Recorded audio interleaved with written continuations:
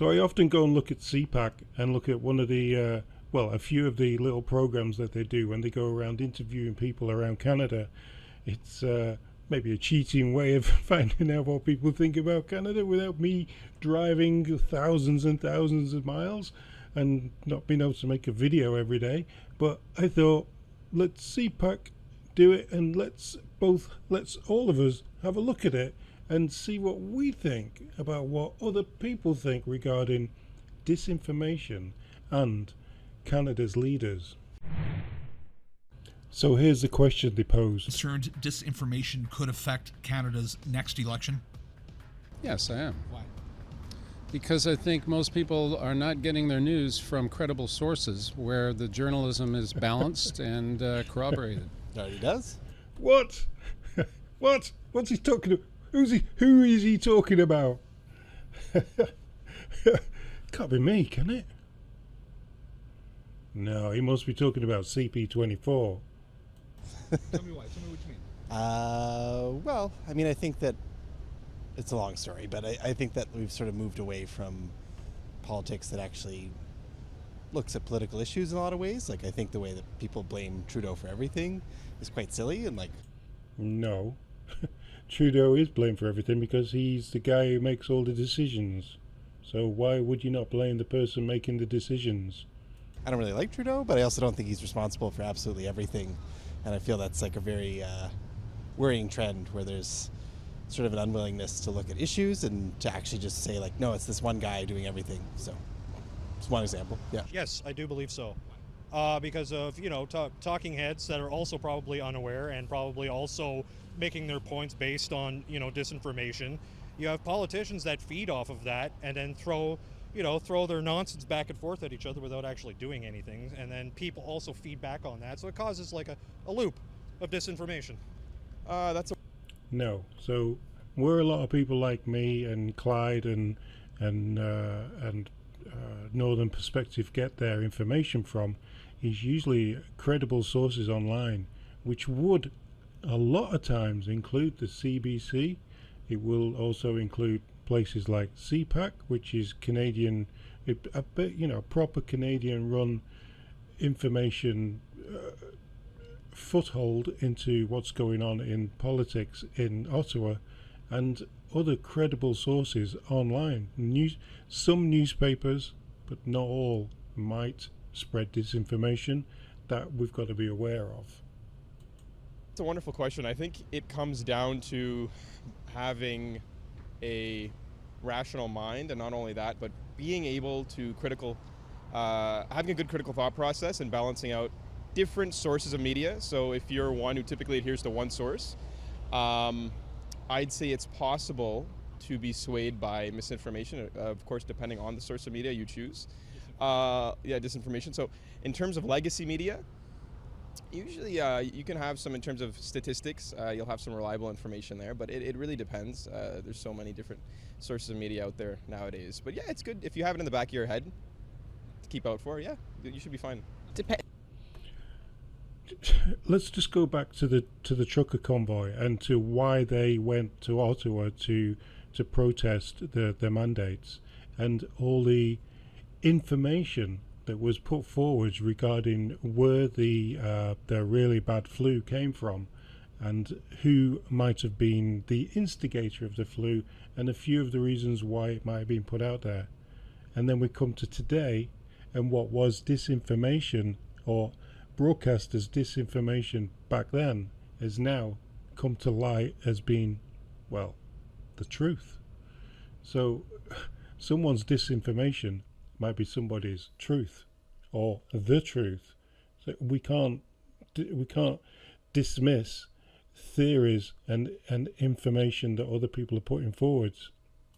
Depends on the viewers if they're able to discern whether or not that is disinformation, what their understanding is of particular situations and how things can be seen in different lights, and having the bigger picture of things. It depends on the viewers as well. Absolutely, because people aren't doing their due diligence in fact-checking the information that they're gathering. We're seeing it with protests that are even happening and boycotting that's happening. So you can't just believe what you hear. You have to do your due diligence. Definitely, I think that's a very well put argument that lady just put there. You really do have to do a little bit of fact checking. I've seen reporters go into the encampment at the University of Toronto, the one that they're fighting for a ceasefire in a country thousands of miles away, and some of the information that they're putting out is totally wrong. But they won't even fact check it, and they won't even go to argue or to have the conversation about what they think is true and what is not true. They just say, and that's the problem with the Liberal government that we've got now, is that they think that you have to do exactly what they say. You can't have a disagreement with their online harms thing, or with anything that they say regarding teaching kids in schools certain things, because if you do, you're instantly called a racist, disinformation, or some sort of ist of some other kind. And that's how they get around the truth, because they just call everything disinformation. I think we've seen that already happen in previous elections in other countries, so the same could be said for ours. Yes. Because there's so much of it out there, and people don't really have a good grasp of what's going on, especially younger people. I don't understand that they're getting civics in school anymore like we did when I was in school. So, yeah, I don't think they necessarily understand. Certainly, yeah, disinformation can always, I know people can be swayed pretty easily, and, you want to bring forward the right information for sure, yeah. Is it the fact that the kids are being taught this stuff in schools?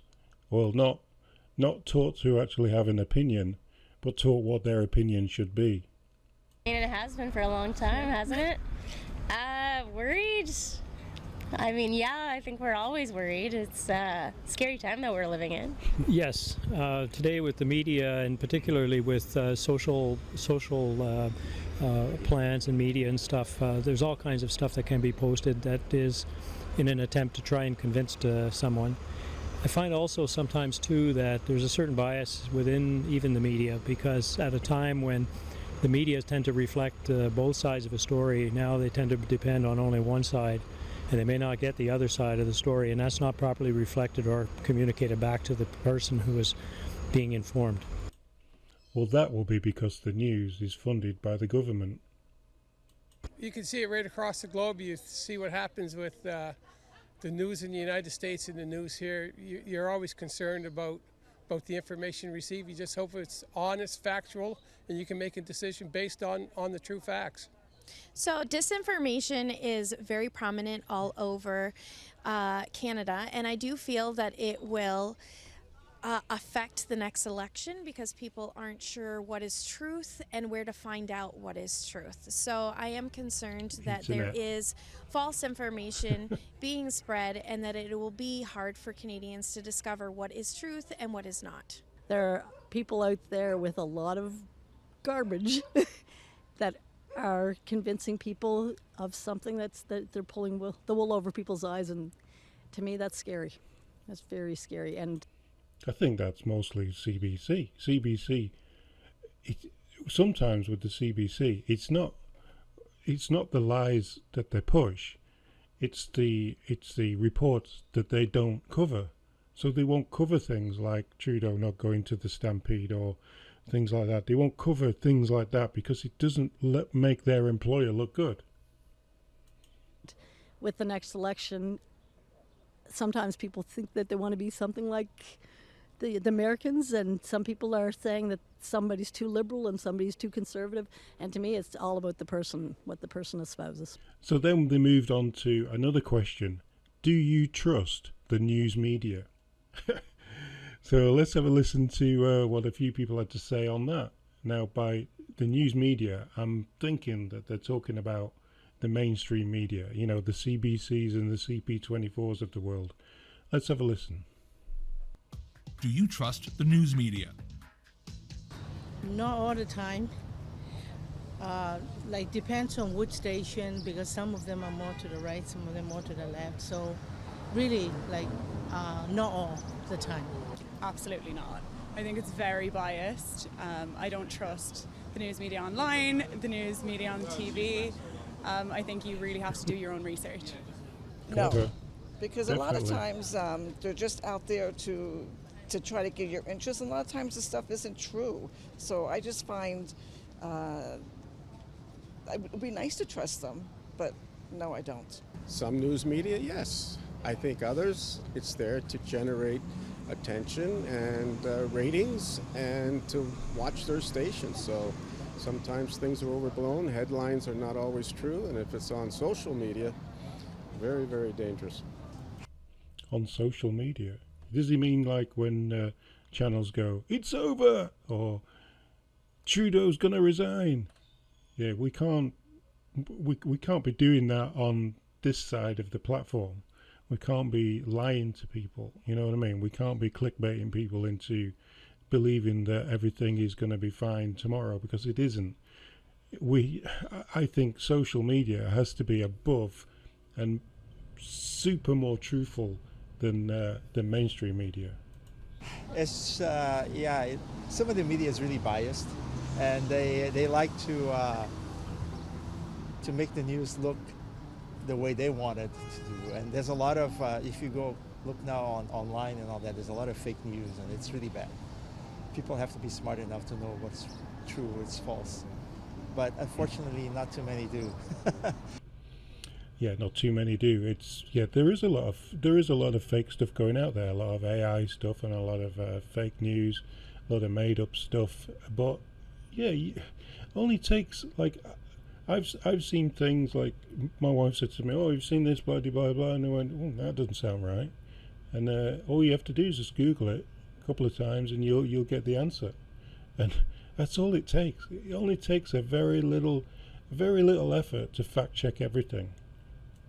That is a good question. I wouldn't say I trust it wholeheartedly. I think there are biases for sure, depending on where you get your news from. I would say every media is biased at some point, so I take everything with a pinch of salt. So I'm someone who tries to go for other answers and not only one source.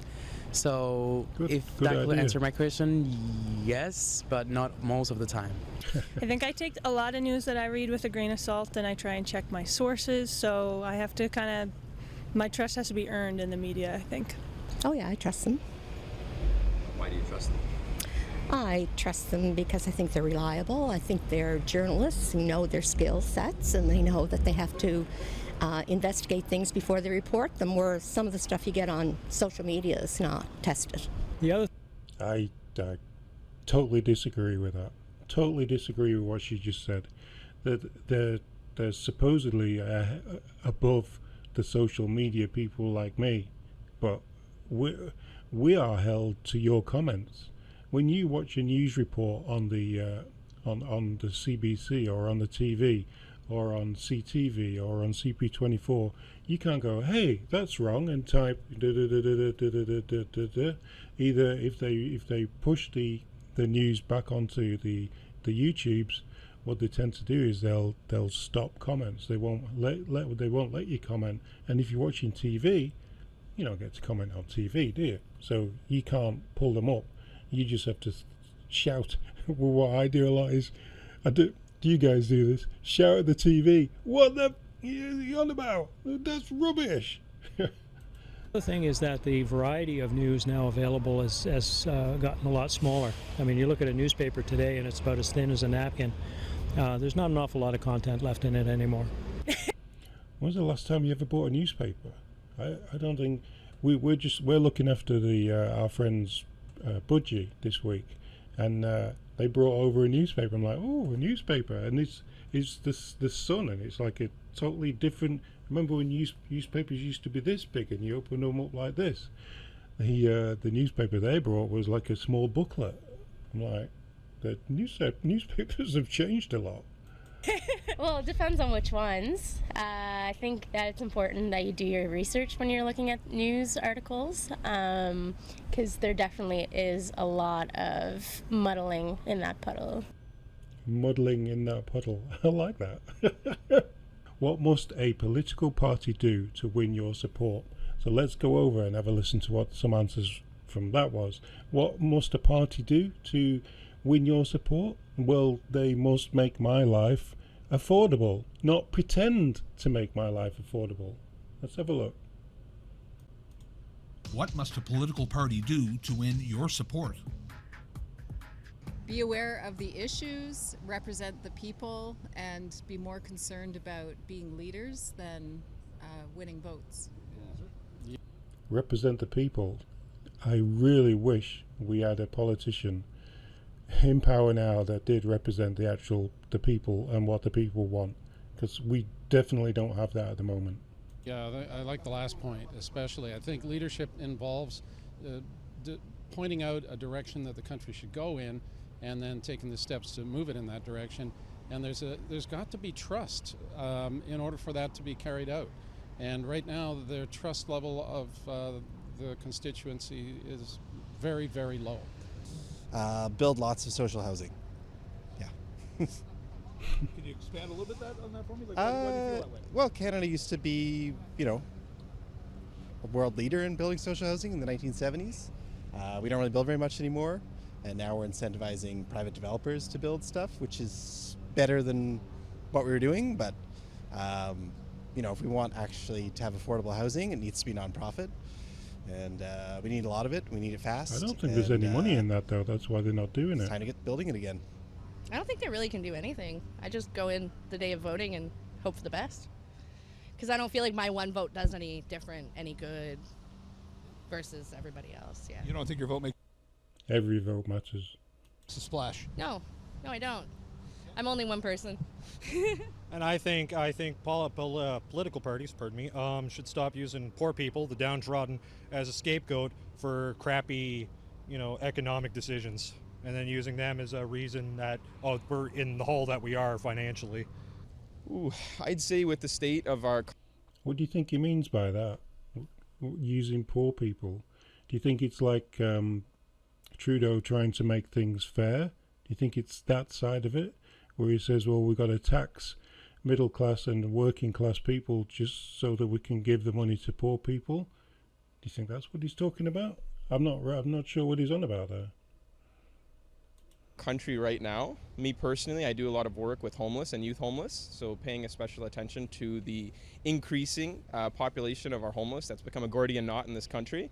Whomever wishes to cut that knot first and be our Alexander the Great, that they'll have my personal support for sure. It would be nice if you voted for something other than the lesser of two evils. It'd be nice if you were actually inspired by someone, I think. I think Poilievre is quite inspiring. I think that he's got what Canadians want in mind. I think, axing the tax is a big thing for Canadians. Like, at the moment, the tax on fuel, people are struggling, but they can cope with it just. When was the last time that you in the private sector had a pay rise? But at the same time, your heating bills are going to go up. Your gas bill on your car is going to go up. It's going to go up a lot. I mean, it's probably gone up that much, and it's going to be up here. Your wages won't be going anywhere. So we're going to get in a situation, if we've still got a Liberal government by 2030, nobody's going to have any money. No one's going to have any money to go anywhere to do anything other than the people dictating to us. I think that would be the best thing, to have something that made you enthusiastic, that made you want to vote, other than seeing it as a bit of a chore and just hoping that the person you like least doesn't get in. Really honest and do what's best for our country.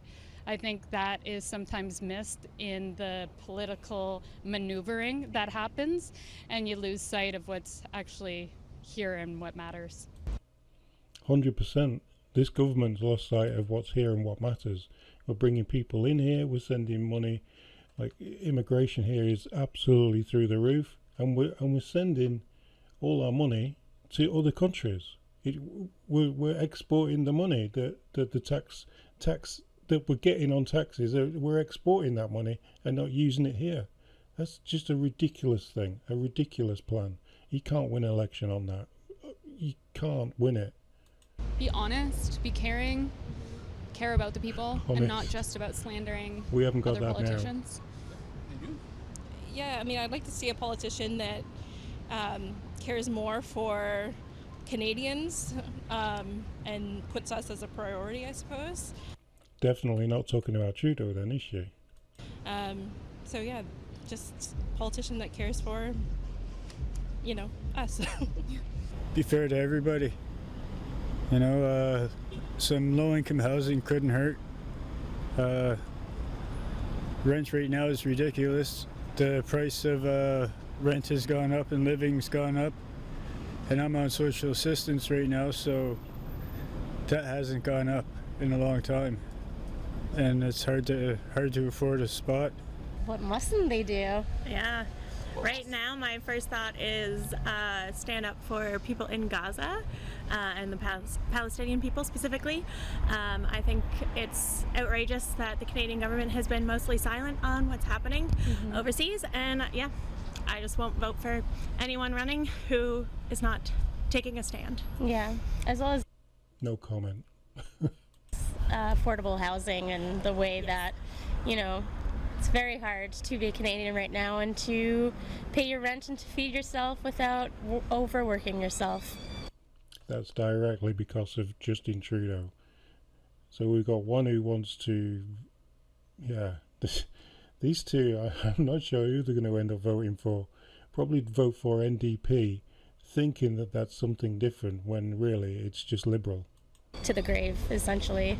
Well, it has to perform, and that's the thing. It's one thing to say that they're going to carry on a certain path, which is to benefit a certain segment of the population or certain individuals within the population, but to convince me means that they have to perform it if they're elected. So anything that's said before that is still open to speculation. And often what happens is that it's very easy if those who are not in power can perceive what they feel they might be able to contribute to the public, but once they get into power they discover that it's a whole new environment in there because they have to deal with a bureaucracy that sometimes is quite well entrenched. A lot of us Islanders are looking for more jobs, and our schooling, our hospital care, Medicare, leadership. I don't follow politics, and I don't agree with a lot of it, and I believe if there's any more they can probably do in a positive way, which will help out the economy or town, will benefit the Islanders more better. Well, I think they all start off with good intentions. I worked at the House of Commons when I was younger, but things kind of get a little corrupted as time goes on. I love that. Things get a little corrupted as time goes on. That's exactly, she's pinned it. That's exactly what's happening. Things have got a little bit corrupted as times have gone on. 9 years of corruption, yeah. Allegedly. I think you have to choose your values and find what party says that those are their values, and then hope for the best and vote and be a voice.